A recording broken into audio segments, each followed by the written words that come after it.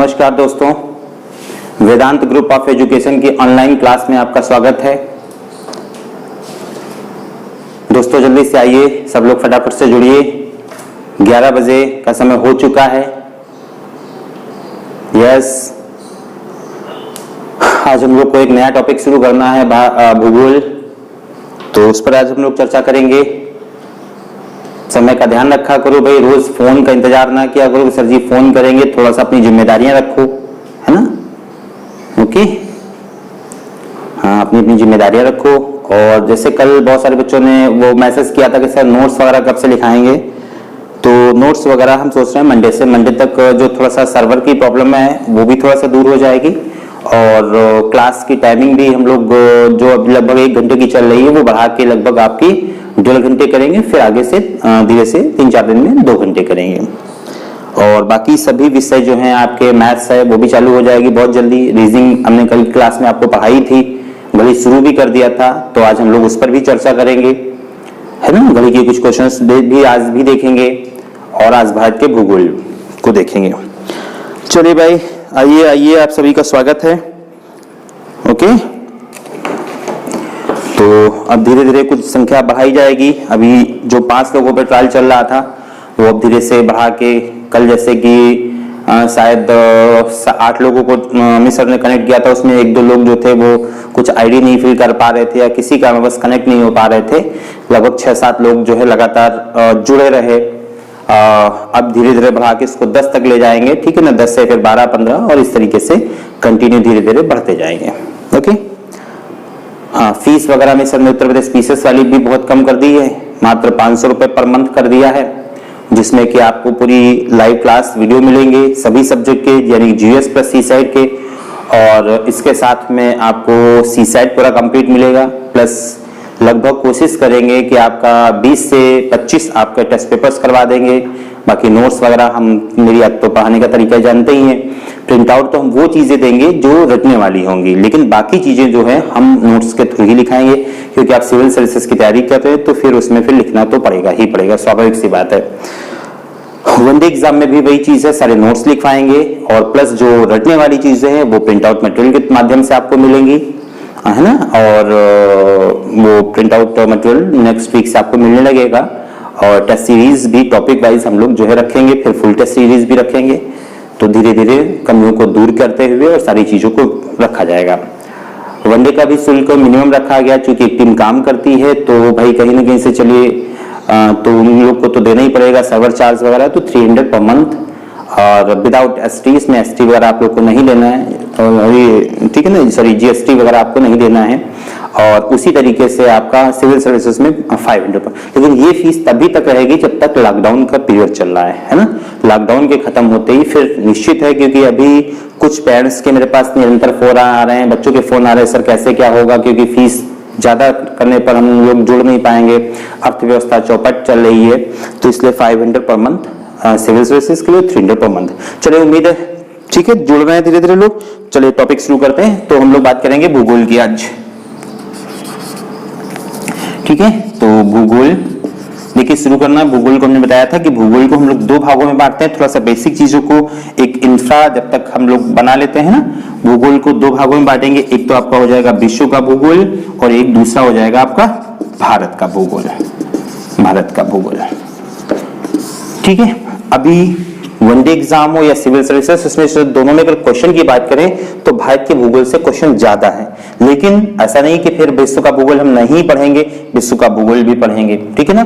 तो विश्व का भूगोल और भारत का भूगोल दोनों को हमें पूरे अच्छे से कवर करना है। और जब अच्छे से कवर कर लेंगे, फिर चाहे आप लेखपाल का पेपर दे, उत्तर प्रदेश पुलिस दे, दरोगा दे, एसएससी दे या पीसीएस का पेपर दे, ठीक है, सब में वो टॉपिक आपके काम आने में। तो भारत के विश्व के भूगोल का जो पहला टॉपिक हम पढ़ाएंगे वो आपका हो जाएगा कौन सा, ब्रह्मांड व सौर परिवार, है ना, ब्रह्मांड और सौर परिवार, ये पहला टॉपिक। पहले इसका थोड़ा सा सिलेबस देख लेते हैं, क्या क्या हम लोग पढ़ेंगे, कैसे पढ़ेंगे, एक प्रोफार्मा होना चाहिए, है ना। तो ब्रह्मांड और सौर परिवार ये आपका भूगोल का सबसे आसान टॉपिक होता है। बचपन से लगभग आप पढ़े होते हैं कि ब्रह्मांड क्या है ना, सौर परिवार क्या होता है, सूर्य ग्रह, उपग्रह, पुच्छल तारे, धूमकेतु, उल्कापिंड, उल्काज्म, है ना, आदि सभी चीजों को मिलाकर जिससे एक परिवार का निर्माण होता है उसे क्या कहते हैं, सौर परिवार कहते हैं। फिर इसमें अक्षांश रेखाएं, सूर्य ग्रहण, चंद्र ग्रहण, तमाम चीजों को हम लोग जो है इसमें स्टडी करेंगे, ठीक है। दूसरा टॉपिक को आपका हो जाएगा भू आकृति विज्ञान। देखिए बड़े बड़े चैप्टरों को फैलाया नहीं है, इसको बड़े बड़े चैप्टरों को रखा गया है। अब देखिए भू आकृति विज्ञान जब पढ़ेंगे तो जमीन पर जितनी भी चीजें हैं उन सबको पढ़ लेंगे वैश्विक स्तर पर, चाहे वो पर्वत हो, है ना, पठार है आपके, उसके बाद ज्वालामुखी है, नदियां हैं, पृथ्वी की मिट्टियां, तो ये तमाम चीजों को हम लोग इसमें जो है समाहित कर लेंगे, किसमें, भू आकृति विज्ञान के अंतर्गत, ठीक है। भू आकृति विज्ञान के के बाद हम फिर जमीन को तो पढ़ लिया, ब्रह्मांड पढ़ लिया, फिर जमीन के बारे में, फिर तीसरा टॉपिक आपका हो जाएगा जलवायु विज्ञान। जलवायु विज्ञान, है ना, वैश्विक स्तर पर हम पूरा जलवायु कि विश्व की जलवायु कैसे क्या होती है, विश्व में हवाएं कैसे चलती है ना, बादल कैसे बनते हैं, तमाम चीजें, है ना, विश्व की जितनी भी हवाएं होती हैं, बादलों का निर्माण होता है, जितना भी जलवायु चक्रवात है, तूफान है, बवंडर है, ये सारी चीजों को हम लोग इसमें पढ़ लेंगे जलवायु विज्ञान के अंतर्गत, ठीक है। जलवायु के बाद हम चौथा टॉपिक इसमें देख लेंगे, कौन सा, समुद्र विज्ञान, ठीक है। देखिए सारी चीजें, जमीन हो गया आपका, फिर हम लोगों ने ऊपर आसमान पढ़ लिया, ठीक है, वो पढ़ लिया। अब हम लोग कहां पहुंच गए, समुद्र विज्ञान में। तो इसमें हम लोग क्या पढ़ लेंगे, महासागर क्या है, सागर क्या है, जलधाराएं कौन कौन सी होती, ठंडी जलधाराएं कौन सी, गर्म जलधाराएं जो है वो कौन सी होती है, तमाम जितनी भी समुद्र से चीजें होती हैं वो सारी चीजें हम लोग इसमें पढ़ लेंगे, किसमें, समुद्र विज्ञान के अंतर्गत, ठीक है। समुद्र विज्ञान के अंतर्गत फिर के बाद हम जो इसमें पांचवा टॉपिक देखेंगे, इसी का हम देख लेते हैं। पांचवा टॉपिक हो जाएगा आपका आर्थिक भूगोल, है ना, आर्थिक भूगोल। अब आर्थिक भूगोल में देखिए क्या देखेंगे, जाके हम लोग जितना भी देखेंगे इसमें विश्व की कृषि हो जाएगी आपकी, है ना, वैश्विक स्तर पर, और इनकी जितनी भी, कौन सा देश गन्ना उत्पादित करता है, कौन सा देश कपास उत्पादित करता है, कौन सा देश जो है आपका मक्का उत्पादन करता है, जितनी भी वैश्विक अर्थव्यवस्था हो जाएगी, जैसे विश्व के जितने भी खनिज संसाधन है ना, कि कौन सा देश मैग्नीज ज्यादा उत्पादित करता है, कौन सा देश सोना उत्पादित करता है, सोने के वैश्विक स्तर पर भंडार कहाँ कहाँ है, सोने की प्रमुख खाद्यान्न कहाँ है, जितना भी आपका ऑयल वगैरह है ना, वो सब कौन से देश कैसे उत्पादित करते हैं, तो उन सब चीजों के बारे में हम लोग इसमें पढ़ेंगे जाके आर्थिक भूगोल में, ठीक है। इसके बाद एक टॉपिक और आ जाएगा आपका जीव भूगोल, छठवां टॉपिक इसमें पढ़ लेंगे आपका जीव भूगोल, है ना। तो जीव भूगोल में हम लोग क्या पढ़ लेंगे जाके, जीव भूगोल में इसमें जितनी भी मिट्टियां वगैरह हो जाएंगी आपकी, है ना, वैश्विक जनजातियां हो जाएंगी, है ना, ये तमाम चीजों को हम लोग इसमें पढ़ लेंगे, किसमें, जीव भूगोल में, ओके। और एक लास्ट टॉपिक इसमें और हम देख लेंगे, सातवां जो टॉपिक हो जाएगा वो हो जाएगा महाद्वीपों का अध्ययन, महाद्वीपों का अध्ययन, ठीक। तो पूरे भूगोल को यानी विश्व भूगोल को हम लोगों ने कितने भागों में बांट दिया है, 7 भागों में बांट दिया है, ठीक है, मोटा मोटा सा। तो इसमें ब्रह्मांड सौर परिवार कवर कर लेंगे, भू आकृति विज्ञान के अंतर्गत हम लोग क्या कर लेंगे, ठीक है ना, जमीन पर जितनी भी घटनाएं घटित होती, चाहे वो भूकंप हो या आपका पृथ्वी के नीचे की कंडीशन कैसी है ना, जितनी भी आपकी पर्वत है, पठार है, वैश्विक स्तर पर ज्वालामुखी है, उन सब चीजों के बारे में हम लोग स्टडी कर लेंगे, किसमें, भू आकृति विज्ञान के अंतर्गत, ठीक है। जलवायु विज्ञान पूरा समझ में आ गया, समुद्र विज्ञान, समुद्र में जलधाराएं, जितनी भी सारी चीजें, तो ये मात्र अगर 7 टॉपिक देखे, दिखने में हर टॉपिक 7 ही है, लेकिन हर टॉपिक के अंदर पे बहुत सारे टॉपिक आपके धीरे धीरे खुलते चले जाएंगे, ठीक है। तो इनको बहुत ही अच्छे से कवर करना है, तो ये हो जाएंगे आपके विश्व भूगोल। चलिए थोड़ा सा हम लोग प्रकाश डालते हैं किस पर, भारत के भूगोल पर।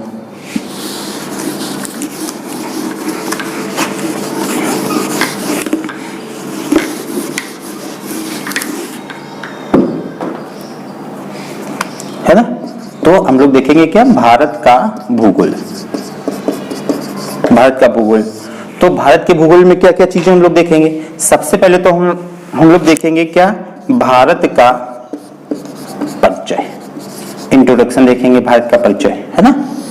भारत का परिचय कि भारत का अक्षांशीय विस्तार कितना है, भारत का देशांतरीय विस्तार कितना है, भारत आखिर किस गोलार्ध में स्थित है ना, उत्तरी गोलार्ध में है कि दक्षिणी गोलार्ध में, ये सारी चीजें हम देखेंगे किसमें जाके, इंट्रोडक्शन ऑफ इंडिया में भारत का परिचय। ठीक है, फिर उसके बाद भारत का हम देखेंगे नंबर 2 पे भारत के भौगोलिक क्षेत्र पर चर्चा करेंगे, है ना। ओके, तो भारत का परिचय, पहले तो भारत जैसे ये पूरा आपका मान लीजिए ऐसे रफली बना लिया। अब ये भारत के परिचय से जितने भी एक दिवसीय एग्जाम होते हैं, यहाँ से क्वेश्चन निश्चित तौर पर बहुत है पूछे जाते हैं। भारत का भाई दक्षिणतम बिंदु कौन सा है, भारत का उत्तरतम बिंदु कौन सा है, भारत की सीमा किन किन देशों को टच करती है, कौन कौन से राज्य, मान लो पूछ दिया इस तरीके से क्वेश्चन कि भाई निम्न में से कौन सा राज्य पाकिस्तान की सीमा को नहीं छूता है ना, तो यहां से क्वेश्चन बन जाएगा। भारत के राज्य कितने हैं, केंद्र शासित राज्य कितने हैं, है ना, भारत की समुद्री सीमा क्या पोजीशन है, भारत के उत्तर से लेकर दक्षिण तक का विस्तार कितना है, तो तमाम चीजें भारत के इंट्रोडक्शन में आ जाएंगी। अब भारत के भौगोलिक क्षेत्र की अगर हम लोग बात करें तो भारत के भौगोलिक क्षेत्र में क्या क्या हम लोग पढ़ लेंगे, है ना। तो भारत के भौगोलिक क्षेत्र में अगर हम देखें तो भारत को कुछ भागों में हम लोग डिवाइड करेंगे, है ना। जैसे ये ऊपर का हिस्सा क्या हो जाएगा आपका पर्वतीय भाग हो जाएगा, ठीक है ना। भारत को टोटल 6 भौगोलिक क्षेत्रों में बांटा गया दोस्तों, है ना। एक तो ये आपका पर्वतीय भाग हो जाएगा, फिर नीचे का ये जो हो जाएगा हिस्सा ये क्या है, मैदान है, फिर ये हिस्सा क्या हो जाएगा, उसके नीचे का पठार है। तो सबसे ऊपर क्या है, पर्वत जो कि हिमालय है आपका, फिर उसके नीचे क्या है आपका मैदान है, और मैदान के नीचे आपका क्या है, पठारी भाग है, ठीक है। उसके बाद ये आपके क्या होते हैं, समुद्री तट, जिन्हें हम घाट भी कहते हैं ना।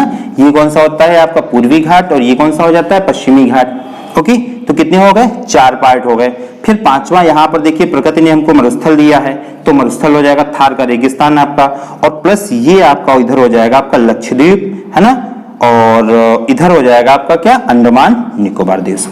तो टोटल भारत का देखिए प्राकृतिक चीजों में अगर दृष्टिकोण से देखें तो वैश्विक स्तर पर हमें लगभग ईश्वर ने या प्रकृति ने सारी चीजें प्रदान की है। हमें हिमालय जैसा विशाल मुकुट के तौर पर प्रदान किया है, ठीक है ना, जो कि विश्व का विशाल एक वलित पर्वत है आपका, कौन सा, हिमालय। हिमालय के नीचे विस्तारित जो है मैदान, जो कि अपने खाद्यान्न के लिए, गेहूं चावल के उत्पादन के लिए बिल्कुल भरा पड़ा हुआ है, ठीक है ना, जिसमें उत्तर प्रदेश, मध्य प्रदेश, पंजाब का, हरियाणा का क्षेत्र आता है।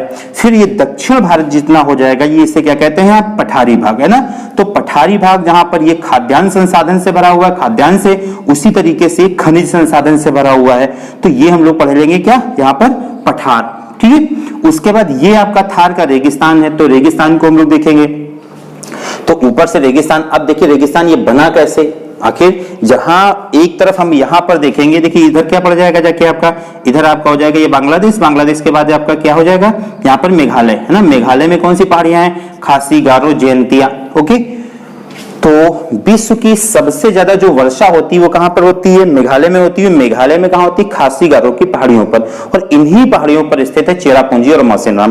देखिए 2 अलग अलग क्वेश्चन पूछे जाते हैं कि विश्व में वही सबसे ज्यादा वर्षा कहां होती है, कुछ छात्र लगा के आते हैं चेरापूंजी, कुछ छात्र लगा के आते हैं मौसिनराम। अब देखिए दोनों क्वेश्चन की कंडीशन क्या है, वो अलग अलग, दोनों क्वेश्चन की कंडीशन अलग। अगर ये क्वेश्चन पूछा जाता है कि एक दिन में सबसे ज्यादा बारिश कहां होती है, तो फिर अलग आंसर होगा। और अगर ये पूछा जाता है कि वार्षिक औसतन विश्व में सबसे ज्यादा बारिश कहां होती है, तो उसका आंसर क्या होगा जाके आपका, अलग होगा जाके। तो प्रकृति ने जहां पर हमारे इधर के हिस्से में कह सकते हो कि सबसे ज्यादा देखिए बारिश दी विश्व के, वही दूसरी साइड में हमने क्या दे दिया, थार का रेगिस्तान। रेगिस्तान कैसे बना, क्योंकि इसमें बारिश ही नहीं होती, इसलिए ही बन गया रेगिस्तान, बात ठीक है ना। तो यहां पर ये चीज, अब देखिए 6 सेक्टर समझ में आ गए, पर्वत हो गया, मैदान हो गया, पठार हो गया, रेगिस्तान हो गया, 4 हो गए आपके। ये तटीय भाग हो, चूंकि इधर पूरा समुद्र भरा हुआ है, ये पूरा आपका हिंद महासागर है। ओके, विश्व में इकलौता ऐसा महासागर है जो कि आपका जो है हिंद कह सकते हो किसी देश के नाम पर है। इधर आपका ये अंडमान निकोबार है, ऊपर अंडमान, ये निकोबार है, ये आपका लक्षद्वीप है। अब इसमें हमको सभी चीजों को देखना पड़ेगा कि आखिर ये चीज पर्वत है, जैसे अब यहां से हिमालय से क्वेश्चन है, तो माउंट एवरेस्ट हिमालय को का क्षैतिज विस्तार क्या है, हिमालय का जैसे इस तरीके से ऊर्ध्वाधर विस्तार क्या, इस तरीके से देखेंगे, है ना, किस क्षेत्र में माउंट एवरेस्ट चोटियां हैं, वो चीजें देखेंगे। तो सारी चीजें इसमें हम लोग भारत के भौगोलिक क्षेत्र में इसको पढ़ लेंगे, ठीक है। चलिए, तो एक टॉपिक ये हो जाएगा। तीसरा टॉपिक हम लोग का हो जाएगा कौन सा, अपवाह तंत्र। अपवाह तंत्र, है ना, अपवाह तंत्र, इसी को कहते हैं क्या हम लोग, नदी तंत्र। अपवाह तंत्र या इसी को कहते हैं नदी तंत्र, रिवर सिस्टम, है ना। एक बड़ा टॉपिक होगा जाके कि भारत में आपको पता ही नदियां बहुत सारी हैं, तो और इससे हर एग्जाम में लगभग चाहे कोई भी एग्जाम हो क्वेश्चन आपका अवश्य पूछा जाता है। तो कोई भी नदी होती है उसका उद्गम कहाँ है, उसका मुहाना कहाँ होता है ना।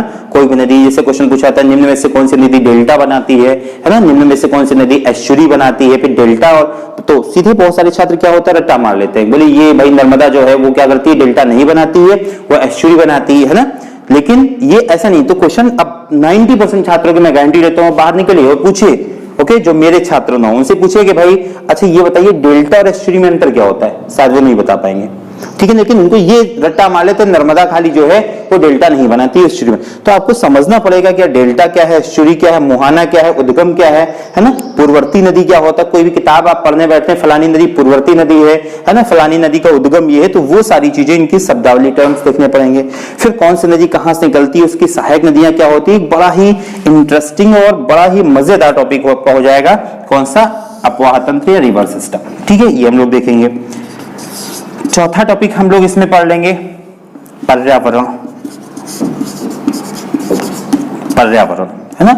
ये बहुत ही इंपॉर्टेंट टॉपिक है ना। सिविल सर्विसेज में तो अलग से इसको हम टॉपिक पढ़ाएंगे, लेकिन वनडे एग्जाम में ये भूगोल में ही शामिल होता है। तो अब इसमें देखिए पर्यावरण में क्या क्या पढ़े जाएंगे हम लोग कि जैसे प्रोजेक्ट टाइगर परियोजना कब शुरू की गई है ना, प्रोजेक्ट लाइन परियोजना, प्रोजेक्ट लाइन कब शुरू किया गया, प्रोजेक्ट एलिफेंट कब शुरू किया गया, भारत के कितने हिस्से, कितने प्रतिशत क्षेत्र पर इस समय वन है, कितने प्रतिशत हिस्से पर वन होने चाहिए, है ना, भारत की वन नीति क्या कहती है और कितने प्रतिशत हिस्से पर है, भारतीय वन सर्वेक्षण का मुख्यालय कहां पर है। बहुत सारे क्वेश्चंस आपके पर्यावरण के अंतर्गत, है ना। अम्ल वर्षा कैसे होती, वो सारी चीजें हम लोग पढ़ेंगे पर्यावरण के अंतर्गत। पांचवा टॉपिक हम लोग पढ़ेंगे परिवहन, परिवहन, ठीक है।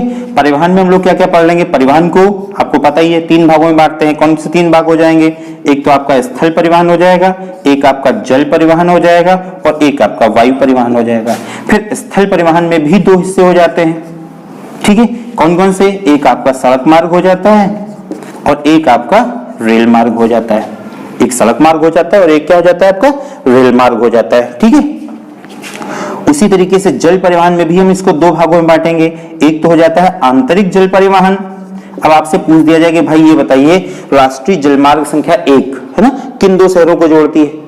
जैसे राष्ट्रीय राजमार्ग संख्या 1 किन 2 शहरों को जोड़ती है, यहां से क्वेश्चन आएगा। लेकिन राष्ट्रीय जलमार्ग जो है वो 1 किन 2 शहरों को जोड़ती है। अब यहां तो मामला फंस गया, ठीक है।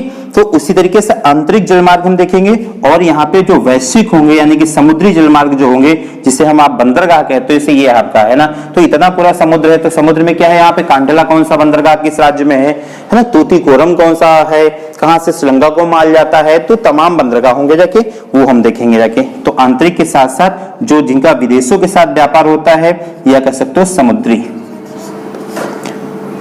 समुद्री जलमार्ग, ठीक है। चलो ओके। तीसरा फिर अगला टॉपिक इसमें हो जाएगा आपका वायु संबंधी जितने भी आपके नेशनल और इंटरनेशनल जितने भी एयरपोर्ट हैं उन सब पर चर्चा करेंगे, ठीक है। चलिए, तो इतनी बात समझ में आ गई, परिवहन हो गया। परिवहन के बाद फिर अगला टॉपिक हम लोग इसमें देख लेते हैं, 6वां टॉपिक मिट्टियां। बहुत इंपॉर्टेंट क्वेश्चन यहां से आता है, मिट्टियां, है ना। भारत की मिट्टियां यहाँ पर देखेंगे, जो भारत का भूगोल हम पढ़ रहे हैं। तो भारत में टोटल कितनी मिट्टियां हैं, 8 मिट्टियां, उनके बारे में चर्चा करेंगे, है ना। 8 मिट्टियों में से जैसे किस मिट्टी को रेगुर मिट्टी कहा जाता है ना सॉरी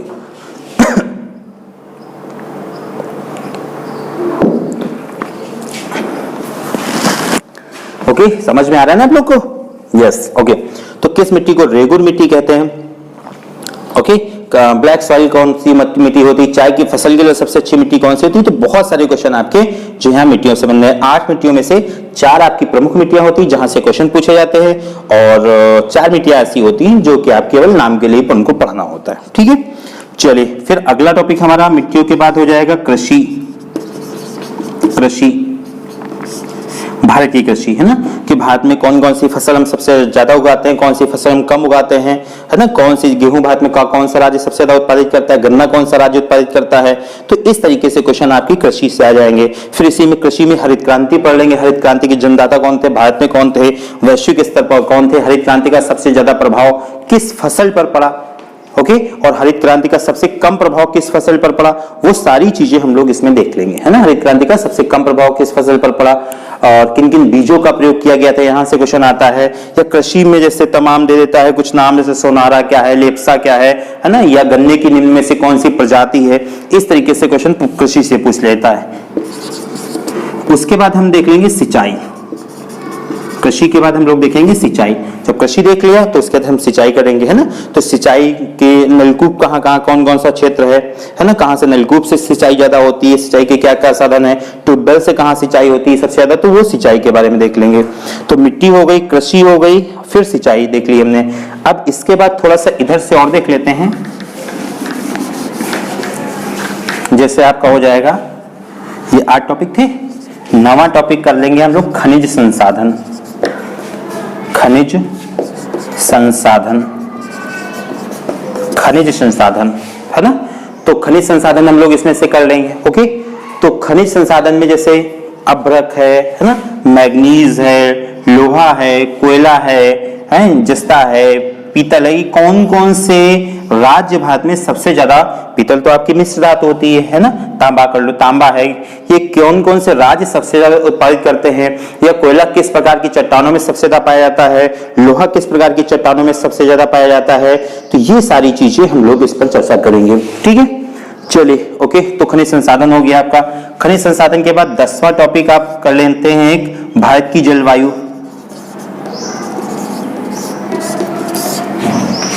भारत की जलवायु, है ना। भारत की जलवायु आपका 10वां टॉपिक हो जाएगा, जलवायु। तो भारत की जलवायु कैसे प्रभावित होती है, भारत में सबसे ज्यादा मानसून किस राज्य में होता है। हाँ, बहुत सारे छात्र केरल को जानते हैं, लेकिन केरल से पहले भी भारत के किसी राज्य में मानसून आता है, आपको शायद नहीं पता, ठीक है ना। मैं बताऊंगा जब ये चर्चा करूंगा। तो जलवायु, है ना, किन किन कैसे कैसे प्रभावित होती है, कैसे उच्च दाब, जैसे आपकी पवनें होती है ना, पछुआ पवन किसे कहते हैं, व्यापारिक पवन किसे कहते हैं, और प्रचंड 50, गरजता 40 आदि चीजों को हम लोग इसमें जो है पढ़ लेंगे। तो ये हो गया आपका। इसके बाद 1-2 टॉपिक और आपके बचते हैं, बाकी लगभग आपके टॉपिक इसमें हम लोगों ने कवर कर लिए। बचता जाके आपका जैसे उद्योग और जनसंख्या, 2 टॉपिक और बचते हैं। तो 11वां टॉपिक आपका हो जाएगा उद्योग, है ना, और 12वां टॉपिक हो जाएगा जनसंख्या। जनसंख्या, ओके। अच्छा बच्चों, ये लॉकडाउन पीरियड जो है, लॉकडाउन जैसे शब्द भाई पहले तो हमने तो नहीं सुने थे, है ना, कि कभी ध्यान भी नहीं दिया ऐसा कुछ कि अच्छा, पहली बार जब मोदी जी ने 1 दिन का लॉकडाउन किया था, संडे का दिन था, तो बड़ा अच्छा लगा, अच्छा फील हुआ है ना, चलो कुछ नई चीज। धीरे धीरे लगभग हमको लग रहा है कि 45-50 दिन के आसपास तो हो ही गए हैं ना, 40-45 दिन तो हो ही गए हैं घर में रहते रहते। तो पूरा संसार जो है पूरा बदल चुका है, नए स्तर पर सारी चीजें, नए तरीके से सारी चीजें शुरू होंगी खुलने के बाद। तो खैर एनीवे, तो जो भी चूंकि आप कॉम्पिटिटिव छात्र हैं, तो आपका एकमात्र रास्ता यही है कि अच्छे से पढ़ना है, और वो तैयारी जितनी बढ़िया से हो जाएगी। भाई एक होता है क्या है कि समय का सदुपयोग किया जाए, है ना। अब हम भी बोर हो रहे थे, वो काफी समय से सर से कह रहे थे कि यार थोड़ा सा इसको लेके आओ। शुरुआत में फेसबुक में भी पढ़ाया, उसमें बड़ा डिस्टर्बेंस हुआ, है ना, बहुत सारी चीजें तमाम तरीके से कोशिश की, लेकिन वो सब सफल नहीं हो पाया। अंततः फिर खैर रमेश सर ने अपने बहुत ही मेहनत से एक ऑनलाइन प्लेटफॉर्म ये तैयार किया। इस पर भी हम लोग पिछले 1-2 साल से काम कर रहे थे लगातार। लगभग हमको लग रहा है 2 साल, हाँ 2 साल से हम लोग इस पर निरंतर काम कर रहे थे। तो खैर अभी लॉकडाउन के टाइम पे थोड़ा सा समय ज्यादा मिल गया, तो बढ़िया से इस पर काम हो गया, है ना। कुछ कमियां हैं वो आप लोग बताते जाइएगा समय अनुसार। हाँ देखिए, सर्वर वाली कमी तो है ही है, वो मैं बार बार कह रहा हूं कि उम्मीद कर रहे हैं कि हम इसी हफ्ते इस प्रॉब्लम को दूर करें। मेरी तरफ से समस्या दूर हो जाएगी, फिर आपका सर्वर अगर प्रॉब्लम कर रहा है तो वो भले फंसेगा। जो भी वीडियो है मैंने बता भी दिया कि उसको डाल दिया जाएगा, 1-1.5-2 घंटे बाद आपको वीडियो मिल जाएगा, और उसको फिर शाम तक यानी कि अगले दिन तक वो वीडियो आपके उस पे चैनल पे रहेगा, आप उसको आराम से देखिए, ठीक है। तो इतने टॉपिक हम लोग शायद एक आध हो सकता है छूट भी गए हों, तो मैं बात नहीं कर रहा, शायद छूटा नहीं कोई, है ना, क्योंकि भारत का इंट्रोडक्शन भी हो गया, भौगोलिक क्षेत्र, नदी तंत्र, पर्यावरण, परिवहन, मिट्टियां, कृषि, सिंचाई, खनिज, है ना, उद्योग, जलवायु, जनसंख्या। तो ये मेन टॉपिक हैं आपके किसके, आपके भारत के। अब देखिए जितने भी जैसे आपके नेशनल पार्क होते हैं, है ना, ये सब चीजें जो है ये कहाँ पे पढ़ लेंगे हम लोग, जो ये हम लोग पढ़ेंगे जाके किसमें, जाके नेशनल पार्क वगैरह में, पर्यावरण में, है ना, ये सारी चीजें हम लोग पढ़ेंगे। ओके, तो चलिए फिर शुरू करते हैं। आज का पहला टॉपिक होगा इंट्रोडक्शन ऑफ इंडिया, भारत का भूगोल। तैयार हैं पढ़ने के लिए? Okay, good.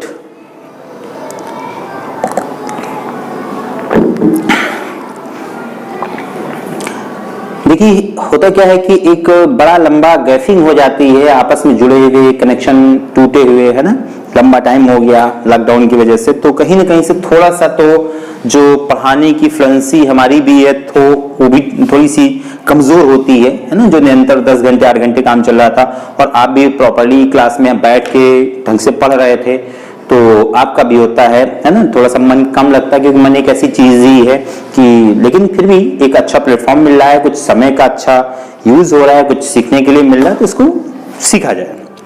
तो इसी प्रयास में हम लोग लगे हुए हैं। चलिए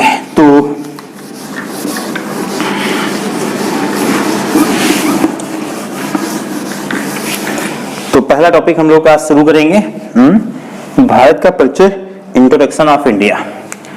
ओके, तो देखिए आपकी अगर हम बात करें, ये आपका पूरा का पूरा इंडिया होता है, सॉरी ये पृथ्वी आपकी है ना, ये पूरी आपकी पृथ्वी है। ओके, पृथ्वी में ये एक लाइन है, ये हम लोग के उसमें पढ़ाएंगे विश्व भूगोल में, जब ब्रह्मांड और पृथ्वी ये सब पूरा पढ़ाएंगे। तो लेकिन भारत को लाने के लिए ये एक लाइन होती है, इस लाइन को कहते हैं इक्वेटर लाइन, भूमध्य रेखा। ये लाइन पृथ्वी को दो बराबर भागों में बांटती है ना, जिसमें ऊपर का भाग कहलाता है उत्तरी गोलार्ध और नीचे का भाग कहलाता है दक्षिणी गोलार्ध। ठीक है, अब देखिए भारत कहाँ है, तो भारत उत्तर में तो है, लेकिन उत्तर के साथ साथ पूर्व की ओर खिसका हुआ है। अगर हम भारत की बात करें तो भारत आपका यहां पर है, ये है भारत यहां पर। यानी कि अगर हम इस तरीके से पूरी पृथ्वी को 4 हिस्सों में बांट दें, तो इस टुकड़े में, यानी कि इस टुकड़े का मतलब क्या है, ये एक अगर हम टुकड़ा निकाल ले इस पृथ्वी का इस तरीके से, तो यहां पर ये आपका इंडिया है। ठीक है, यानी कि कहां पर, तो उत्तरी पूर्वी गोलार्ध में। सबसे पहले भारत की अवस्थित या स्थित एक ही बात होती, थोड़ा सा हिंदी का अच्छा शब्द होता है अवस्थित, है ना। तो भारत की अवस्थिति कहां पर है, तो उत्तरी पूर्वी गोलार्ध में। ठीक है, बढ़िया है। अब एक चीज देखिए कि जो ये पृथ्वी है, ये लाइन तो कौन सी होती है, ये तो आपकी कौन सी लाइन है, भूमध्य रेखा, जिसे हम विषुवत रेखा भी कहते हैं, इक्वेटर लाइन कहते हैं। इसी के पैरेलल, है ना, अन्य रेखाएं खींची जाती हैं। आपने ग्लोब देखा होगा इस तरीके से।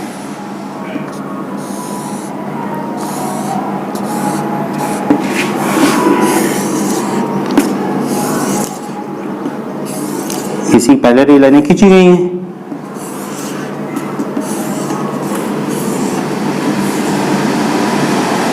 ठीक है, ये तो इन लाइनों को क्या कहते हैं हम, अक्षांश रेखाएं। और इस तरीके से कुछ लाइनें खींची जाती हैं,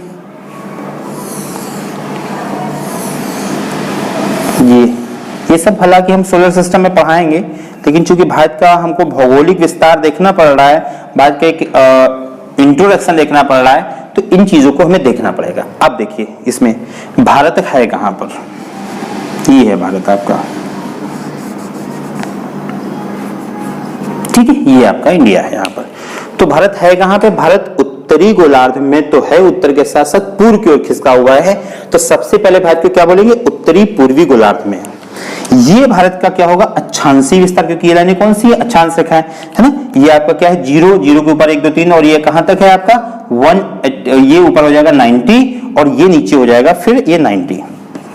यानी कि टोटल जो अक्षांश रेखाओं की संख्या कितनी होती है, 180 होती है।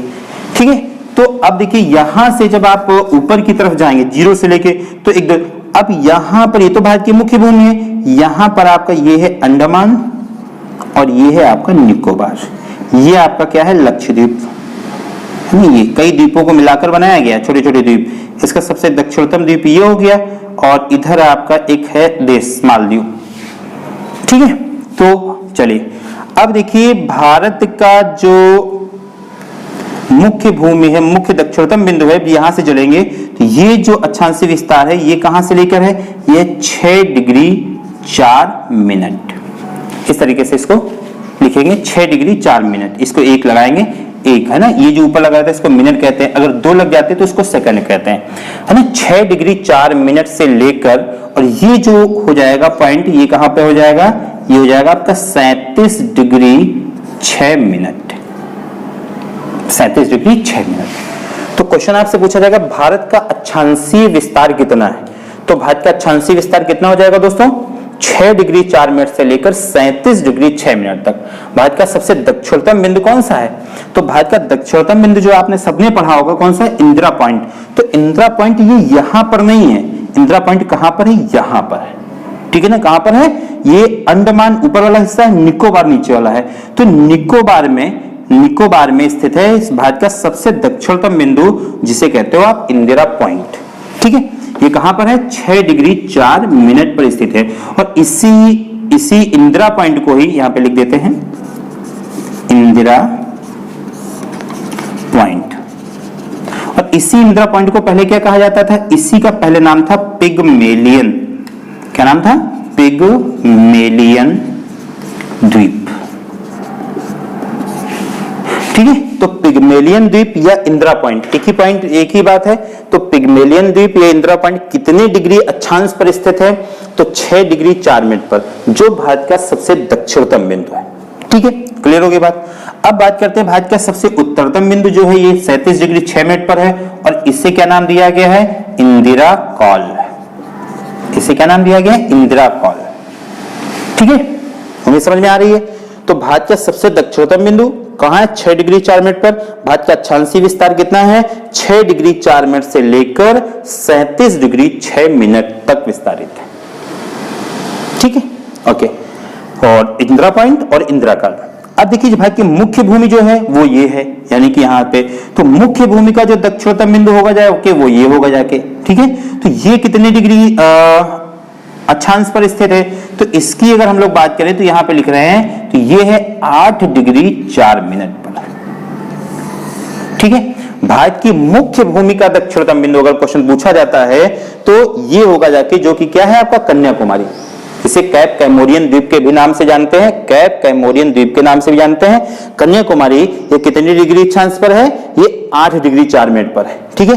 बहुत सारे लोग इंदिरा पॉइंट पूछोगे कहां है, तो वो यही पे बताएंगे, नो, इंदिरा पॉइंट कहां पर है, भारत का दक्षिणतम बिंदु जो है वो यहां पर है 6 डिग्री 4 मिनट पर, यानी कि इसके बीच में और इसके बीच में 2 डिग्री देश अक्षांश का पूरा अंतर है। देखिए 6 डिग्री 4 मिनट पर है, और ये कहां पर है, 8 डिग्री 4 मिनट पर, और ये आपका कहां पर है, 37 डिग्री 6 मिनट पर, ठीक है ना। उम्मीद है समझ में आ रहा होगा। चलिए उसके बाद ये थोड़ा सा और देख लेते हैं, दिख रहा है ना आपको, समझ में आ रहा है। ये थोड़ा सा चलिए काम कर लेते हैं, इसको थोड़ा सा बाहर उठा लेते हैं, इंडिया को थोड़ा सा बड़ा करते हैं, तो हो सकता है वो चीजें आपको थोड़ा सा और अच्छे से समझ में आ जाए, है ना। नहीं तो इसमें फिर खिचड़ी हो रहा है।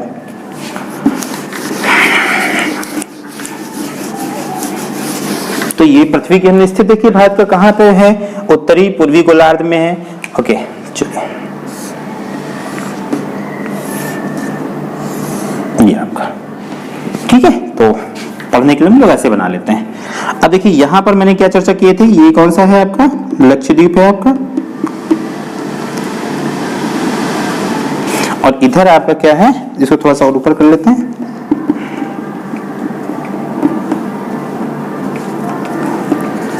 ये है आपका अंडमान निकोबार, है ना। ये आपकी लाइन है भूमध्य रेखा।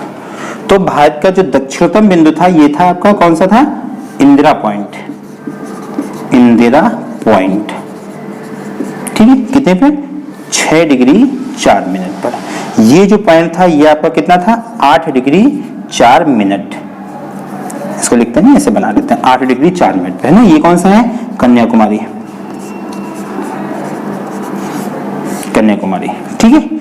उसके बाद भारत का ये उत्तरतम बिंदु जो था ये कितना था, 37 डिग्री 6 मिनट, और ये कौन सा है पॉइंट, इंदिरा कॉल। ये पॉइंट कौन सा है, इंदिरा कॉल, ठीक है। अब भारत का ये है आपका, इसे क्या कहते हैं, अक्षांशीय विस्तार, क्योंकि अक्षांशीय लाइनें ये होती हैं, और ये लाइनें जो थी अभी मैंने बनाई थी वो कौन सी थी, देशांतरीय विस्तार। तो पृथ्वी पर भारत का देशांतरीय विस्तार कितना है, ये सब चीजों को देखना पड़ेगा। तो भारत का जो देशांतरीय विस्तार है वो है 68 डिग्री 7 मिनट से लेकर, ये मिनट होगा, 68 डिग्री 7 मिनट से लेकर और आपका फैलाव है कहां पे 97 डिग्री 25 मिनट तक।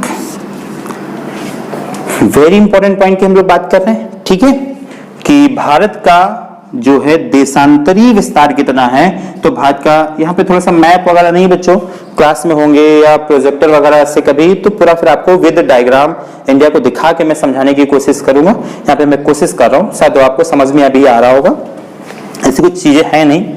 तो भारत का ये कौन सा विस्तार हो जाता है, देशांतरीय विस्तार। ओके, तो भारत का देशांतरीय विस्तार कितना हो जाएगा, 68 डिग्री 7 मिनट से लेकर 97 डिग्री 25 मिनट तक। भारत का अक्षांशीय विस्तार हो जाएगा 6 डिग्री 4 मिनट से लेकर 37 डिग्री 6 मिनट तक। ठीक है, तो भारत कहां पर है, हमारी भौगोलिक स्थिति क्या है, ये हमने चर्चा कर लिया आपसे।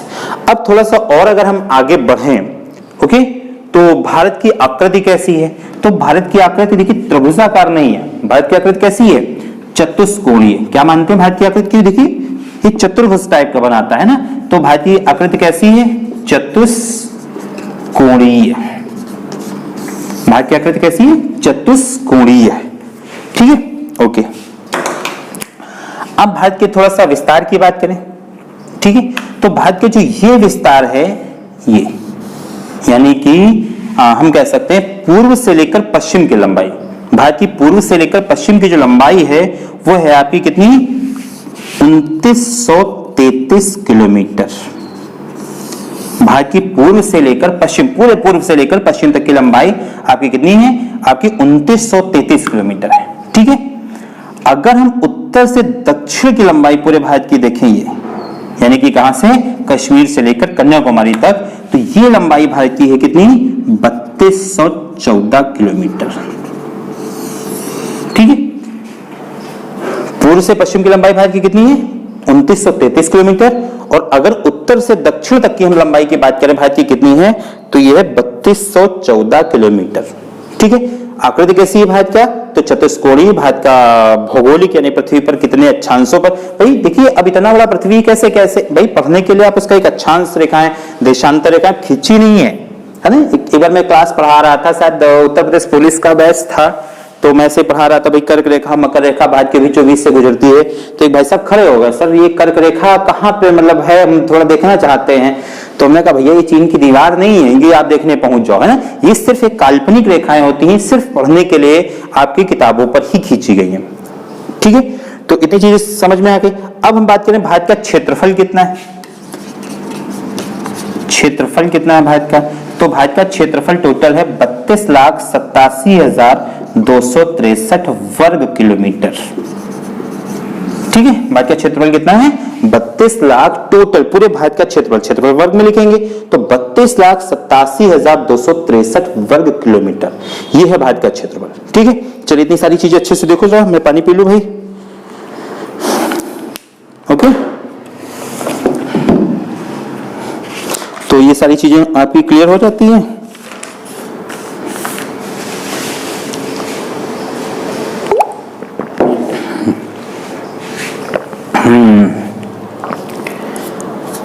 ओके, कुछ भारत का परिचय हो रहा है, इंट्रोडक्शन। हाँ, कहाँ हैं हम, हैं कितने डिग्री अक्षांशीय विस्तार, आगे बढ़ा जाए। ओके, तो क्षेत्रफल हो गया, उत्तर से दक्षिण लंबाई 2933 हो गई, 3214 किलोमीटर हो गया मामला, और टोटल क्षेत्रफल हो गया कितना आपका, 32,87,263 वर्ग किलोमीटर। तो ये इतनी चीजें तो हो ही गई आपकी। अब कुछ चीजें और थोड़ा सा देश में देख लिया जाए। हाँ, देखिए जो भारत की ये सीमा है, जिसे आप कह सकते हो स्थलीय सीमा, और भारत की जलीय सीमा, दो अलग अलग चीजें होती है।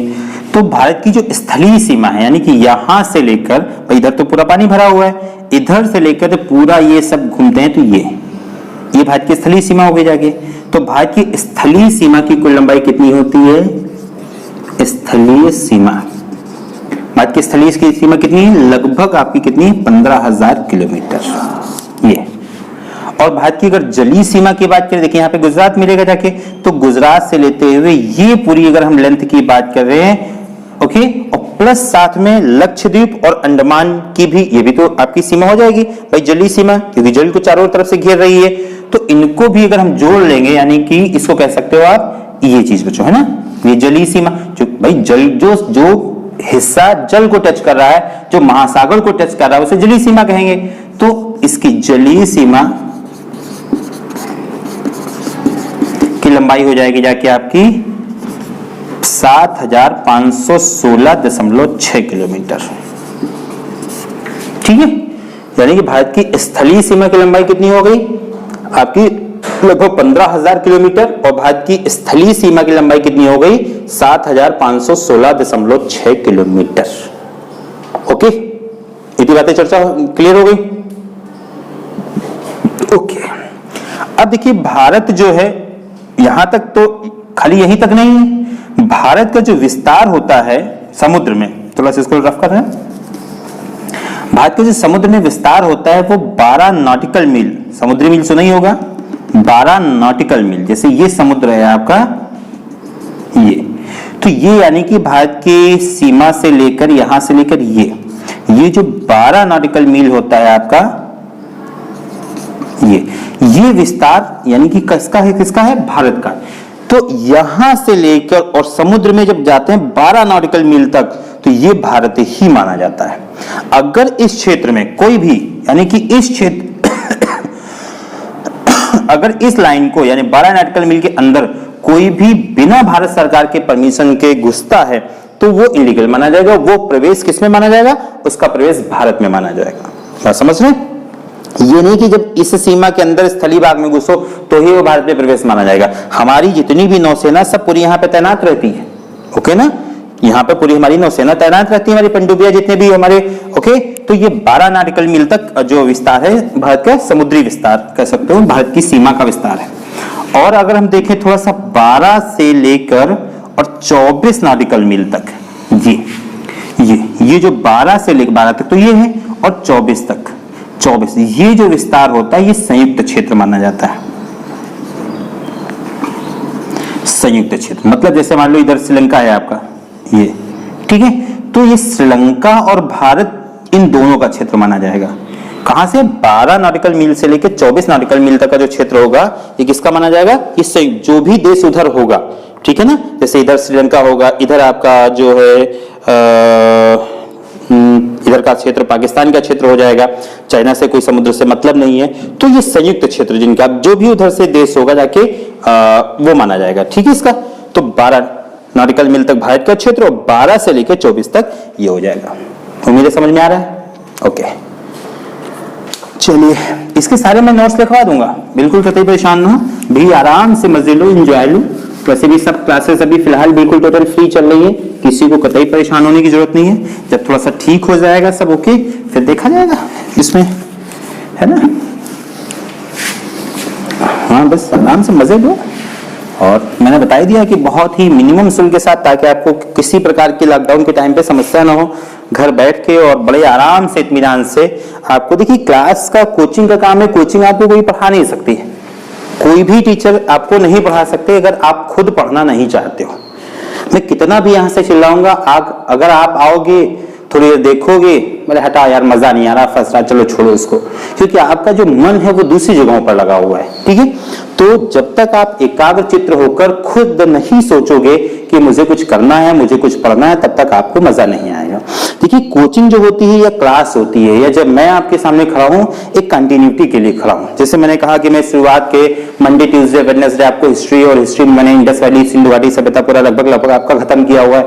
अभी लगातार 3 दिन आपका बृहस्पति शुक्र शनि आपका जो है भूगोल चल रहा है, फिर साथ में रीजनिंग चलनी है, मैथ्स चलनी है, सब तमाम चीजों को हम लोग लेके चलेंगे, है ना। तो ये केवल क्या होता है, कंटिन्यूटी होती है कि आपका भूगोल शुरू हो गया, भारत का भूगोल एक अच्छे से, अब आपने किताब उठाई, समझ नहीं आ रहा है क्या पढ़ें, कैसे पढ़ें, कहां से, वो चीजें मैंने बता दी। वो सारी चीजें जो एक ठोस फॉर्म में थे वो लिक्विड में कन्वर्ट करके आपके अंदर इंसर्ट, आपके ब्रेन में इंसर्ट करने की मैं कोशिश करता हूं। लेकिन वो तभी इंसर्ट होगा जब आप उसको स्वयं चाहोगे, है ना, जब उसको एंजॉय करोगे, कुछ सीखने का, यार कुछ नई चीज सीखने को मिली, अरे वाह यार ये तो मजा आ रहा है ना, तभी। अब ये नहीं कि जल्दी उसको देख रहे चलो यार फॉर्मेलिटी कर लीजिए, नहीं, है ना। एक मूवी देखी होगी आपने 3 इडियट के, बच्चा कहता है ना काबिल बनो, है ना। तो जब तक खुद में इंटरेस्ट नहीं लाओगे, ओके, जो समस्या है मैं केवल आपकी समस्या के निदान के लिए खड़ा हूं, जो किताबें कठिन भाषा में लिखी उसको सरल करने के लिए खड़ा हूं। आपको मजे लेने हैं, पढ़ना है, तैयारी करनी है। तमाम पीसेस का चाहे सॉल्व पेपर आता है प्री का वो ले लीजिए, और अन्य एग्जामों के आते हैं वो ले लीजिए, है ना। तो क्वेश्चंस जो भी मैं पढ़ा रहा हूं वो सब आपको मिलेंगे, इसकी गारंटी मैं दे रहा हूं। चलिए, तो हम लोगों ने इतना सारा काम कर लिया, मजा आया होगा।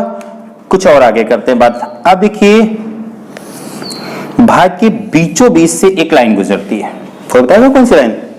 कर्क रेखा, है ना। कर्क रेखा जो है वो भारत के बीचों बीच से होकर गुजरती है, जो कि कह सकते हो, हाँ देखते हैं, भारत के बीचों बीच है ना कर्क रेखा। कहां से गुजरती है? भारत के बीचों बीच से होकर गुजरती है, ठीक है। तो अब ये कर्क रेखा जो है, जैसे आपकी 3 लाइनें हैं, अभी आगे हम जब ब्रह्मांड सोलर सिस्टम पढ़ाएंगे या अभी रफली है ना, तो उसमें बता देंगे। देखिए, ये 3 लाइनें मेन होती हैं आपकी। कौन सी लाइनें? 5 होती हैं, तो 5 लाइनों को फटाक से यहां से जल्दी से बता देते हैं। ये आपकी भूमध्य रेखा, ये आपकी कर्क रेखा, ये आपकी मकर रेखा, ठीक है। तो भारत कहां पर था? यहां पर था, ओके। तो भारत के बीचों बीच से कौन सी गुजरेगी? कर्क रेखा। कितने डिग्री अक्षांश से? 23.5। कर्क रेखा कितने डिग्री अक्षांश से गुजरती है? तो उत्तरी गोलार्ध में 23.5 डिग्री अक्षांश से गुजरने वाली रेखा क्या कहलाती है? कर्क रेखा। और ये आपकी भूमध्य रेखा 0 डिग्री पे और 23.5 डिग्री दक्षिणी जो गोलार्ध में गुजरने वाली रेखा क्या कहलाती है? तो ये कहलाती है मकर रेखा, ठीक है। ये कहलाती है मकर रेखा, ठीक है। बाकी भी थोड़े पहले मैंने बताया था कि इसके समानांतर जो रेखाएं खींची जाती हैं ये आपकी क्या कहलाती है? अक्षांश रेखाएं कहलाती है इस तरीके से। और ये जो रेखाएं होती हैं ये आपकी कौन सी रेखाएं कहलाती हैं? देशांतर। तो ये मेन 5 लाइन है। तो क्वेश्चन हमारा ये बनता है कि कर्क रेखा भारत के कितने राज्यों को छूकर निकलती? बहुत ही बेसिक क्वेश्चन है, लगभग सबको पता होता है। तो थोड़ा सा मैं बताया था, देखो रटने की जरूरत नहीं है। अगर आपने भारत के मैप को देखा अच्छे से तो देखिए, सबसे पहले ये गुजरात से घुसती है, ठीक है। गुजरात के बाद ये थोड़ा सा हिस्सा लेती है राजस्थान का, ओके। तो राजस्थान का हिस्सा लेने के बाद फिर ये थोड़ा सा हिस्सा लेती है किसका? राजस्थान के बाद जो हिस्सा लेती है मध्य प्रदेश का। एमपी के बाद आपका हो जाएगा छत्तीसगढ़। तो हो गया गुजरात, राजस्थान, मध्य प्रदेश, छत्तीसगढ़। पहले गुजरती थी बिहार से, तो अब बिहार से नहीं गुजरती, किससे गुजर रही? झारखंड से, है ना। तो ये हो जाएगा आपका गुजरात, दूसरा हो गया राजस्थान, तीसरा हो गया एमपी, चौथा हो गया छत्तीसगढ़, है ना। फिर हो गया आपका झारखंड। कितने हो गए? 5। फिर ये पश्चिम बंगाल आपका हो जाता है, पश्चिम बंगाल, है ना। फिर यहाँ पे ये बांग्लादेश होता है, और बांग्लादेश के बाद फिर जब ये बाहर निकलती है तो यहाँ पे कौन सा स्टेट एक हो जाएगा? आपका त्रिपुरा, और यहाँ पर हो जाएगा एक स्टेट आपका मिजोरम,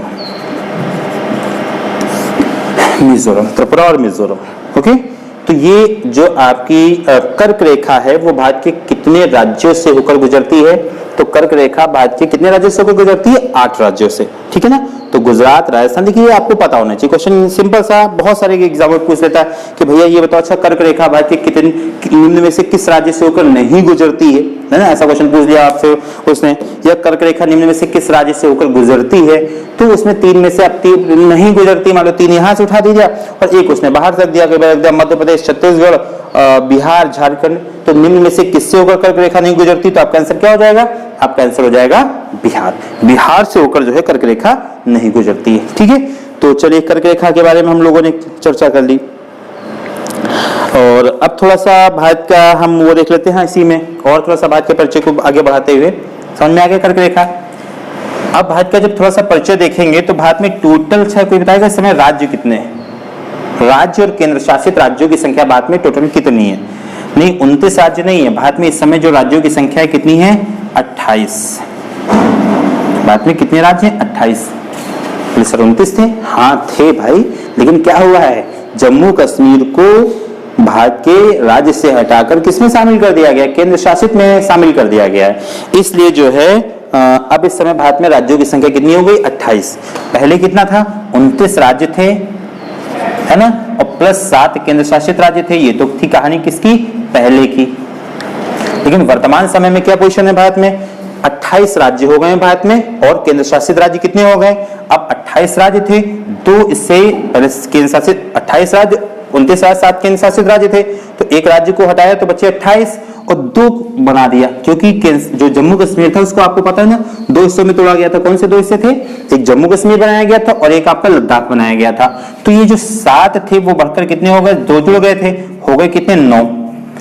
लेकिन अभी हाल ही में क्या हुआ था, जो 26 जनवरी 2020 को भारत सरकार ने किया था, 2 केंद्र शासित राज्य जो थे, एक था आपका दमन दीव और एक था दादरा एवं नागर हवेली, है ना। इन दोनों को आपस में विलय कर दिया गया, इन दोनों को आपस में मिला दिया गया।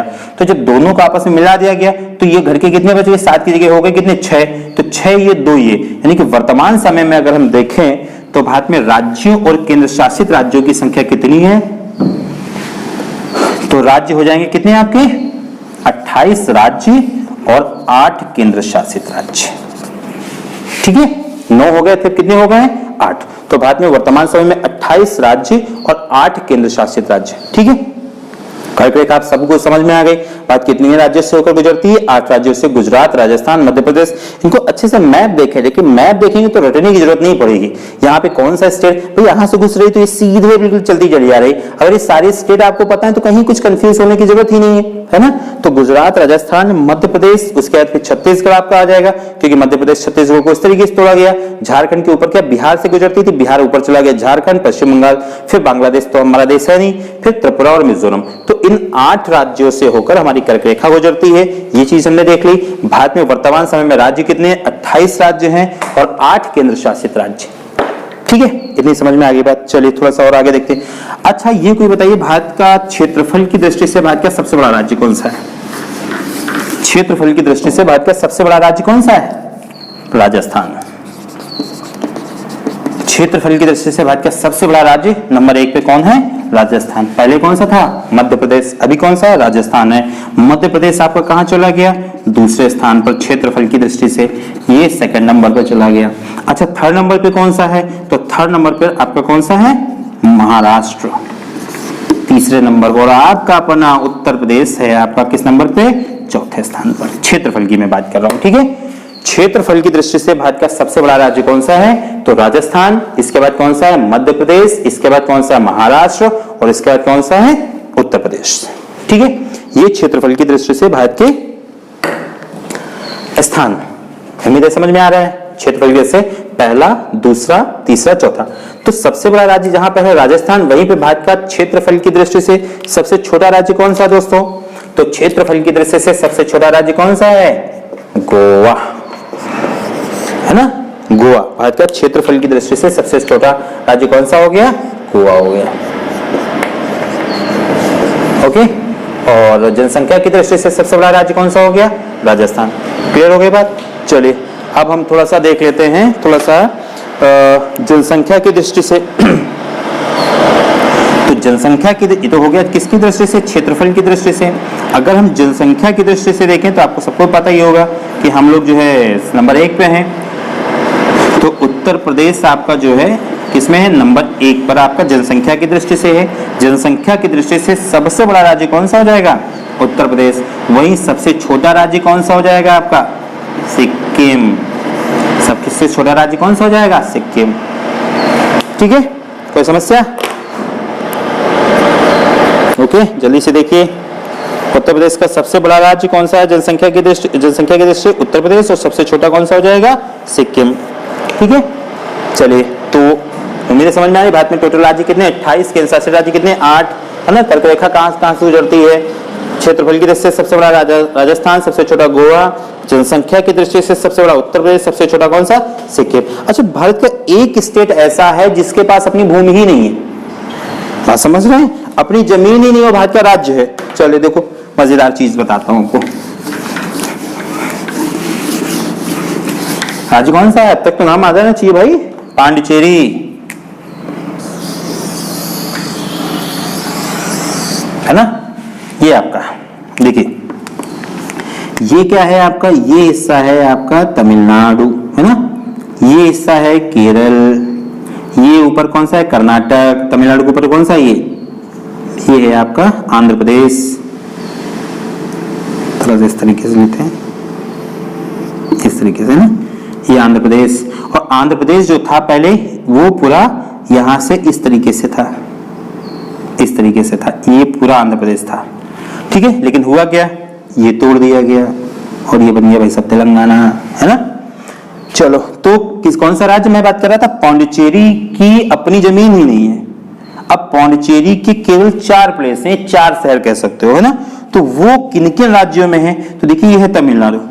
तो तमिलनाडु में क्या है, मुख्य पौंडीचेरी ये कह सकते हो, हम मुख्य पौंडीचेरी कह सकते हो, मुख्य पौंडीचेरी, है ना। यानी जितने इनके ऑफिसेस कार्यालय हैं वो सब कहां पर हैं, आपके तमिलनाडु में है। एक इनका और है पॉइंट कराईकल, कराईकल, है ना, ये भी कहां है, तमिलनाडु में, ठीक है। एक इनका है प्लेस यनम, यनम। अब देखिए यनम कहां हो गया, आंध्र प्रदेश में, आंध्र प्रदेश।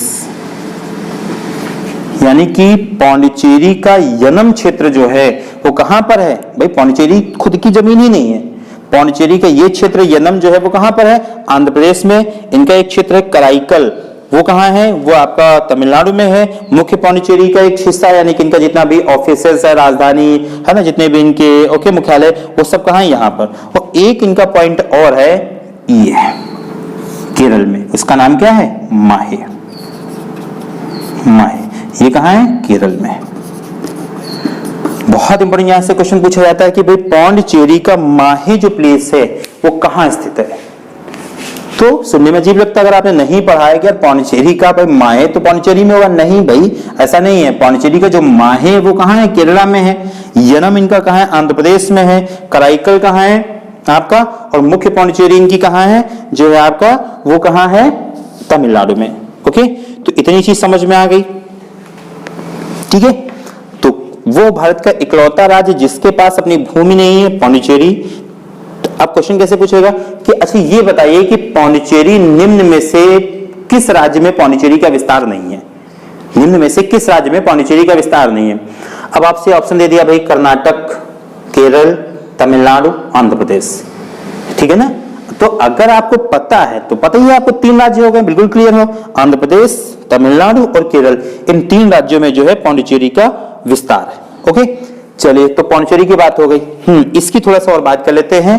तो भाई साहब जो है 2 जून, ये जो थे 2 जून 2014 को आंध्र प्रदेश के कितने थे, 10 जिले थे यहाँ पर। आंध्र प्रदेश के 10 जिलों को वो भी कौन से क्षेत्र हो जाएगा, ये हो जाता उत्तर और ये होता पश्चिम। तो पश्चिम उत्तर के 10 जिलों को तोड़कर, कितने जिलों को, 10 जिलों को तोड़कर जो है इनको अलग कर दिया गया। और तेलंगाना का जन्म कब हुआ था, 2 जून 2014 को। भारत का सबसे नया राज्य है ना, क्योंकि इसके बाद तो कोई राज्य बनाया नहीं, फिर तो हटा आया जम्मू कश्मीर को।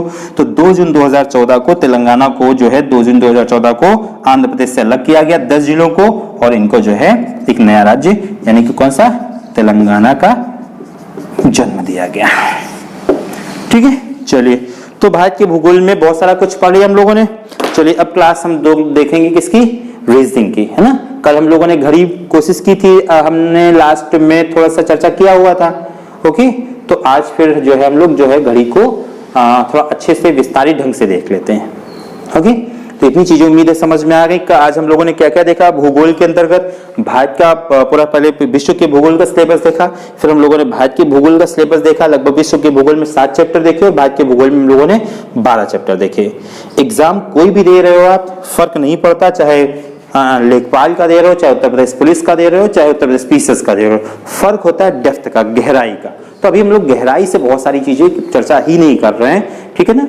तो वो चर्चा हम लोग जो है बाद में करेंगे। ओके, तो इतने रखते हैं भूगोल में। और भारत के भूगोल में भारत का बहुत सारा इंट्रोडक्शन देखा, कुछ चीजें भी थोड़ी बहुत बची हैं तो वो हम जो है कल की क्लास में रखेंगे। ओके, आज के लिए जो है ज्योग्राफी में बस इतना ही। बस अब हम लोग क्या बात करेंगे, रीजनिंग की बात करेंगे, जो घड़ी। चलिए जल्दी से निकालिए घड़ी टॉपिक, उसको शुरू। ओके, चलो देखते हैं।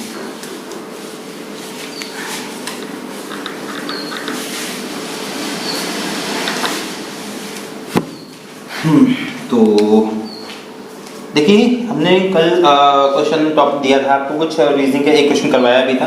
तो फिर से कुछ बच्चों के मैसेज आए थे, पूरी तरीके से समझ में है। तो फिर से ऐसे क्वेश्चन आता है, घड़ियों के कोई भी समय दे दे, घड़ियों के बीच का एंगल कितना होगा, उसको कैसे निकालेंगे, है ना। तो एक बेसिक कॉन्सेप्ट पहले हम एक चीज़ को समझेंगे। मान लीजिए आपकी घड़ी है और ये बजा हुआ है 3 आपका, ठीक है। होता क्या है, जब ये सुई अपनी जगह से आगे बढ़ती है तो उसी के अकॉर्डिंग ये भी आगे बढ़ती है। आपने देखा होगा, ऐसा तो नहीं होता है कि हमारा 3 से 4 बजना है तो ये सुई यहाँ से चली और यहाँ पे पहुँची, है ना, तो ये बहन जी 3 से कूदी और 4 पे पहुँच गई, ऐसे नहीं चलती है। जैसे जैसे आगे बढ़ती है धीरे धीरे करके उसी के अकॉर्डिंग धीरे धीरे ये भी आगे बढ़ती है, ठीक है। अब जैसे जब ये पूरा यहाँ से चक्कर लगाती है धीरे धीरे करके तो धीरे धीरे करके ये 3 से आती है 4, है ना, इसी तरीके से तो आगे बढ़ती है।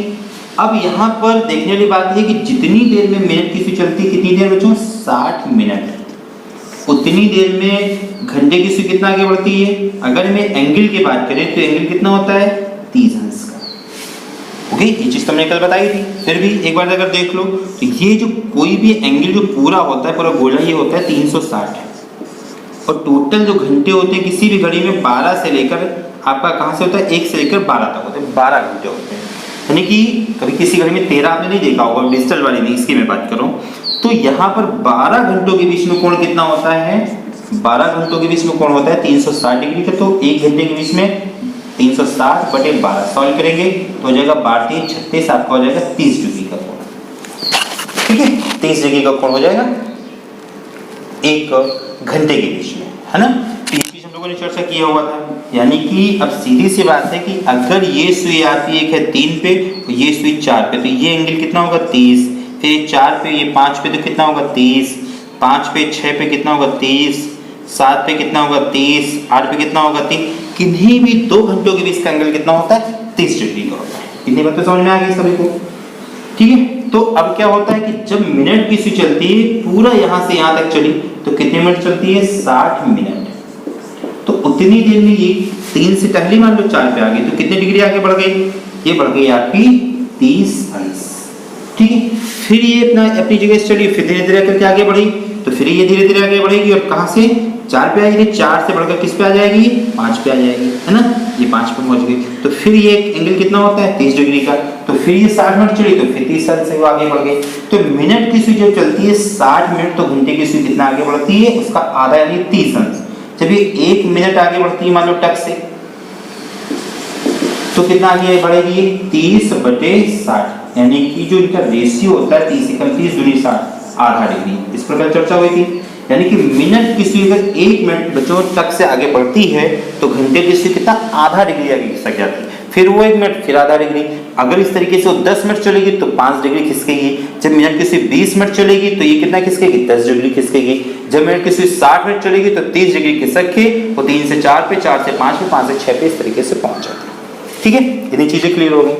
अब कल हमने जो क्वेश्चन दिया था, बस मेन मुद्दा याद रखिए, जब मिनट की सुई 1 मिनट चलेगी, अगर 1 मिनट भी चलेगी तो घंटे की सुई खिसकेगी जरूर, है ना, घंटे की सुई खिसकेगी जरूर।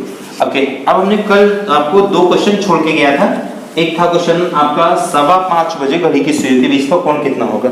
तो ऐसे क्वेश्चन को लगाने के लिए सबसे पहले काम क्या करना होता है, आप घड़ी बना दो, है ना, कितना, 5:15। देखो 12, 1, 2, 3, 4, 5, 6, 7, 8, 9, 10, 11। 5:15 कैसे बजाएंगे, 1, 2, 3, 4, 5, 5:15 बज गए, मान लो 5 बज गए। सबसे पहले क्या करना है, छोटा वाला करो, मान लो 5 बजे, ये 5 है, तो 5 जब बजेगा तो ये सुई होगी 12 पे, ये सुई होगी कहाँ पर, 5 पे। अब जो 5:15, भाई क्वेश्चन क्या था हमारा, 5:15 बजे घड़ी की सुइयों के बीच में कोण कितना होगा, ये तो था आपका, ठीक है ना। अब देखिए 5:15 बजे जब बजाओगे तो ये सुई आएगी, टहलेगी किस पर, इस पर, कौन सी, मिनट पे। यहाँ से चली और यहाँ पे इस तरीके से आ गई, यहाँ से इस तरीके से, ठीक। अब ये पोजीशन है 5:15 बजे। तो 5:15 बजे जब ये पोजीशन है तो अब दोनों घड़ियों सुइयों के बीच का एंगल देखो, एक तो सुई है किस पर, यहाँ पर, एक सुई यहाँ पर है, तो ये तो 3 पे होगी, तो ये एंगल कितना दिख रहा है, 30 दिख रहा है, और ये एंगल कितना दिख रहा है, 30 दिख रहा है। यानी नॉर्मली एंगल सभी को कितना दिख रहा है, 60 अंश का। नॉर्मली सभी को कितना दिख रहा है, 60 अंश का, ठीक है। लेकिन अभी मैंने क्या बताया था कि जब मिनट की सुई 1 मिनट चलेगी तो घंटे वाली सुई आधा डिग्री आगे खिसक जाती है, और यहाँ पर मिनट की सुई कितने मिनट चल के आई है, 15 मिनट चल के आई है। तो जब मिनट की सुई 15 मिनट चल के आई है तो घंटे की सुई कितना आगे खिसकेगी, 15 का आधा कितना होता है, 7.5। 15 का आधा कितना होता है 7.5 होता है। जब वो 1 मिनट तो आधा डिग्री, जब वो 10 मिनट तो 5 डिग्री, जब वो 20 मिनट तो 10 डिग्री, जब ये 15 मिनट तो ये 7.5। अब देखिए 7.5 इधर की ओर खिसकेगी, है ना, कि इधर की ओर खिसकेगी। भाई घंटे की स्विच चलेगी तो क्लॉकवाइज, तो अगर ये यहाँ थी पहले तो ये आगे बढ़ गई, यानी कि जब आगे बढ़ गई तो ये क्या, जब ये थी तो ये ऐसे हुई। भाई ये आगे बढ़ी जब, तो इनके बीच की जो दूरी ये थी, अब ये पहले यहाँ पे थी, अब यहाँ से बढ़ गई यहाँ आ गई, तो अब देखिए दूरी बढ़ गई कि नहीं बढ़ गई, बढ़ गई। तो कितना किसकी आ गई 7.5। तो 60 डिग्री का एंगल पहले दिख रहा था यहाँ पे जब ये सुई थी, लेकिन अब ये बढ़ गई कितनी 7.5, तो 7.5 क्या हो जाएगा इसमें जुड़ जाएगा, तो आपका आंसर हो जाएगा 67 सही 1/। ठीक है, 67.5 डिग्री का आपका आंसर हो जाएगा। ठीक है, एक क्वेश्चन और हमने कर दिया था, 4:35 पर घड़ी की सुइयों के बीच का कोण कितना होगा। चलिए फिर से वही करना है, क्या करना है आपको समय बनाना है, यानी 12 1 2 3 है ना, 4 5 6 7 8 9 10 11 1 2 3 4, तो सबसे पहले हम बताएंगे 4, ये 4 हो गए, 35 यानी 4 5 6 7। ठीक, अब नॉर्मली एंगल देखिए कितना होगा 30 30 60 और 30 90, यानी 90 का एंगल यहाँ पर सबको दिखेगा। ठीक है, 90 का एंगल नहीं होगा, क्यों, क्योंकि 4 पे तो तब होगी जब ये सुई कहाँ पर होगी 12 पे ना, तभी तो 4 पे होगी। लेकिन ये सुई क्या हुई, ये सुई यहाँ से चली और किस पर आई 35 मिनट की सुई, तो इसने 35 मिनट की दूरी तय की, तो जब इसने 35 मिनट की दूरी तय की है तो निश्चित तौर पर है, तो इसने 35 मिनट की दूरी तय की। एक बच्चा माइक गिर गया था। हाँ, तो जिसने 35 मिनट की दूरी तय की तो क्या हो जाएगा, है ना, तो ये जो है क्या हो जाएगी आगे बढ़ जाएगी। भाई ये तो 35 मिनट की दूरी तय की, तो उसी हिसाब से ये भी आगे बढ़ेगी, तो 1 मिनट में कितना आगे बढ़ती है आपका आधा डिग्री, और जब ये 35 मिनट चलेगी तो 35 का आधा कितना हो जाता है 17.5 डिग्री। 35 का आधा कितना होता है 17.5 डिग्री। 17.5 डिग्री घंटे की सुई आगे बढ़ जाएगी। अब देखो घंटे की सुई जब आगे बढ़ेगी तो ये नीचे की ओर ऐसे अंदर की ओर आएगी, तो ये इनके बीच की दूरी क्या होगी कम होगी, तो हो जाएगा 90 माइनस 17.5, है ना। 90 से 17.5 डिग्री घटा देंगे आप, तो 90 से 10 घटाएंगे तो 80 बचेगा, 80 से 7.5 और घटाएंगे तो आपका आंसर हो जाएगा 72 सही 1/2। ठीक है, तो ये दोनों क्वेश्चन उम्मीद है आपको समझ में आए। एंगल निकालने वाले हमने आपको क्लियर कर दिए कि भाई घड़ी की सुइयों के बीच में कोण कैसे निकालते हैं। ठीक है, चलिए एक क्वेश्चन हम और लोग और आज देखेंगे, फिर क्लास खत्म करते हैं। थोड़ा सा गर्मी भी थोड़ी सी ठीक ठाक है। ओके ओके, जैसे क्वेश्चन एक मैं आपको दे रहा हूँ, जैसे आपकी एक घड़ी है, मान लो एक घड़ी कह रही है 12 बार बजने में, ऐसे क्वेश्चन है 12 बार बजने में आपका 33 सेकंड का समय लेती है। एक घड़ी है, इसे बजती है ना 12 बार टन टन टन, तो 12 बार बजने में 33 सेकंड का समय लेती है, तो आपको बताना 8 बार बजने में, है ना, कितना समय लेगी, ये क्वेश्चन है आपका। अब देखिए सामान्य छात्र जिसने क्लॉक नहीं पढ़ा हुआ है वो किस तरीके से लगाएगा कि भाई 12 बार बजने में 33 सेकंड का समय लेती है, तो 8 बार बजने में कितना समय लेगी, है ना। तो सामान्य छात्र कैसे करेगा, 12 बार बजने में 33 सेकंड का, थोड़े एक बार बजने में बटे 12 और इसलिए इंटू 8, गलत हो गया, ठीक है ना, वो गलत हो गया। ये जो भी कर रहा है ये मामला इस तरीके से आपका गलत हो जाएगा क्वेश्चन। नहीं, इस तरीके से क्वेश्चन को नहीं करते, क्योंकि क्लॉक है, इसमें अलग आपका तरीका चलेगा। तो जब घड़ी 12 बार बजती है टन टन टन टन करके, तो उसके अंतराल पे क्वेश्चन होता है ना। जैसे क्वेश्चन है आपका कि 2 बार घड़ी बजी टन टन, तो इनके बीच का अंतर कितना होगा 1। जब 3 बार बजेगी टन टन टन, तो कितना अंतर हो जाएगा 2, है ना। तो उसी तरीके से जब 12 बार घड़ी बजेगी तो अंतराल कितना होगा 11 अंतराल में समय कितना हो रहा है 33 का, तो एक अंतराल में कितना होगा बटे 11। अब देखिए 8 बार जब बजेगी तो यहाँ भी तो एक कम हो जाएगा, क्योंकि जब 8 बार बजेगी तो अंतराल कितना हो जाएगा 7, तो 11 3 33 और 7 3 21, तो आपका आंसर हो जाएगा 21 सेकंड का। ठीक, ये क्वेश्चन आपको समझ में आया। इसी आधार पर एक क्वेश्चन मैं आपको देख के बस क्लास को खत्म करता हूँ। ओके, चलिए, तो हाँ, मान लो 2 घड़ियाँ हैं, 2 घड़ियाँ, क्वेश्चन लिख लीजिएगा, 2 घड़ियाँ एक साथ 10 बजे बजना प्रारंभ करती हैं। दो घड़ियां एक साथ 10 बजे बजना प्रारंभ करती हैं। ठीक, पहली घड़ी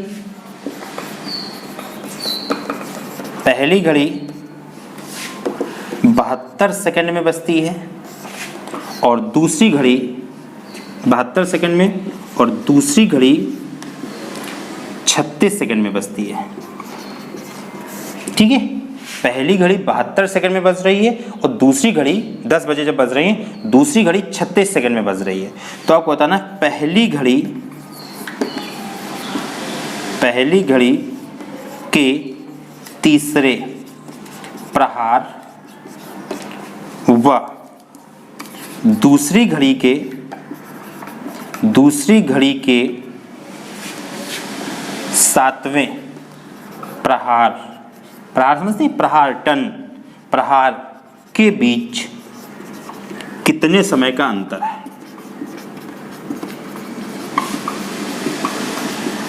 देखो सिविल वाले जो हैं खास करके सी सेट देना है, ऐसे क्वेश्चन आएंगे थोड़ा बड़े बड़े, एक एक लाइन के नहीं आएंगे, ठीक है ना। तो दो घड़ियां एक साथ बज रही हैं, 10 बजे बजना आरंभ करती हैं। पहली घड़ी आपकी 72 सेकंड में बजती है, दूसरी घड़ी 36 सेकंड में बजती है। ओके, अब बताना है आपको पहली घड़ी के तीसरे प्रहार और दूसरी घड़ी के 7वें प्रहार के बीच कितने समय का अंतर है। ठीक है, तो इसके आंसर जो है कमेंट बॉक्स में करिएगा। ओके, तो आज के लिए इतनी रखते हैं, थैंक यू। मिलते हैं कल फिर से ज्योग्राफी के अगले क्लास के साथ में। ओके, और नोट्स क्या सारी चीज़ें मैंने बता दी हैं। तो okay, thank you, bye bye.